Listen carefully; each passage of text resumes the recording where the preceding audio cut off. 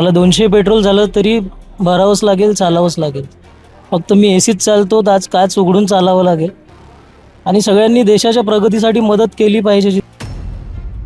आज तो होते पण काय करायचं. पण युद्ध तो चालू आहे ना. त्या त्या कारणाने भरलं ना. आणखी काय कारण आहे. जे काही कारण नाही आहे ना.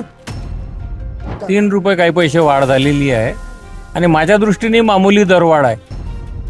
देशभरात 15 मे म्हणजेच आजपासून इंधनाच्या किमतींनी नवा उच्चांक गाठला आहे.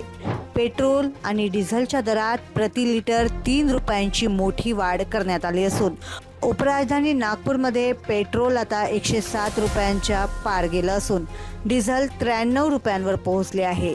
विशेष म्हणजे शहरात विविध ठिकाणी दरांमध्ये काही पैशांची तफावतही पाहायला मिळत आहे.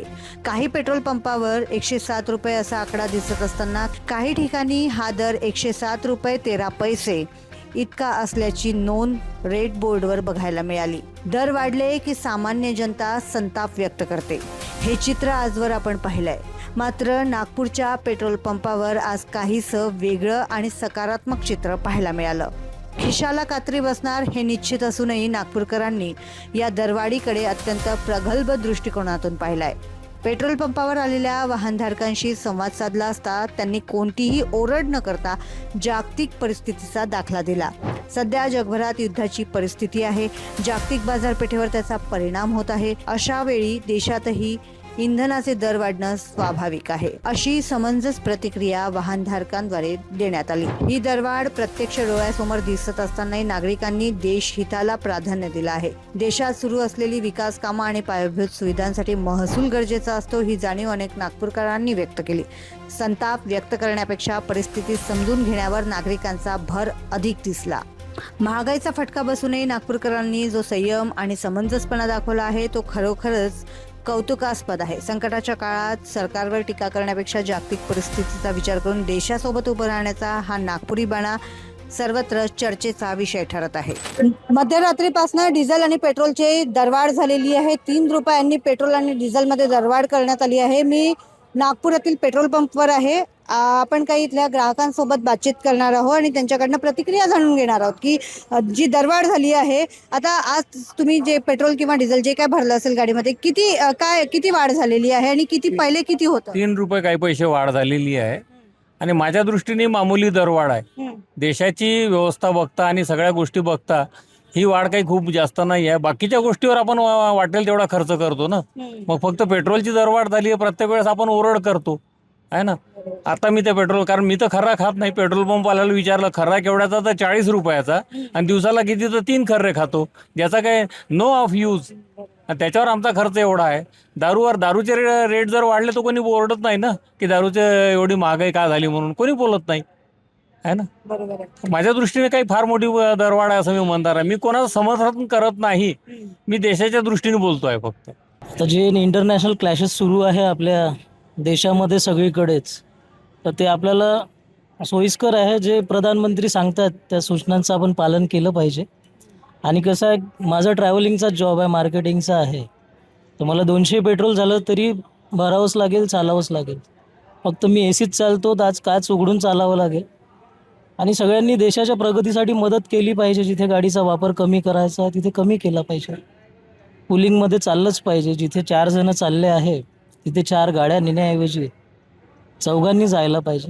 देश हितासाठी सगळ्यांनी मदत करायला पाहिजे. नाही वाढला तो त्रास तो झाला ना आम जनतेला.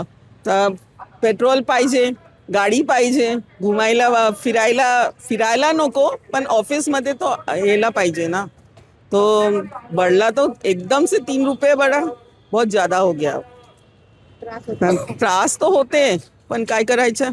पण युद्ध तो चालू आहे ना. त्या कारणाने भरलं ना. आणखी काय कारण आहे. जे काही कारण नाही आहे ना. आणि खूप दिवस थांबलं बढायचं, खूप दिवस. I think it may be around 2 to 3 months now. After that only it has been raised. No, what can we do? We can't do anything. It is the time which we have to face it, isn't it? Situation. Yes, but we have to stay strong, no. And for that now we should use our vehicles. Come use karo. Therefore I have not brought my car also today, only to save petrol. Because Modi said yes, you have to save petrol. Yes, we have to save petrol now. For the betterment of our country only. म्हणजे मोदीजींनी जे आव्हान केलं आहे जनतेला त्याच्यासोबत आहात तुम्ही. Yes, I am with him. दरवाढी झाली आहे पेट्रोल आणि डिझेलमध्ये. नाही, खूप महाग झालेला आहे, परवडत नाही. आपले कमाई कमी आहे आणि खर्च जास्त, पेट्रोलचं वाढलं, सर्व वाढलं. नॉर्मल माणूस काही सध्या कामाचे नाही. एवढी गव्हर्नमेंटनं आता एवढी वाढ वाढवली, काही मतलब नाही. हा, पेट्रोलचं भरा दररोजच काम आहे.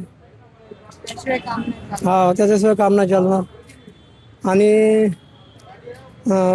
वाढवल्यानं काय बाकी आणखी प्रॉब्लेम आले ना.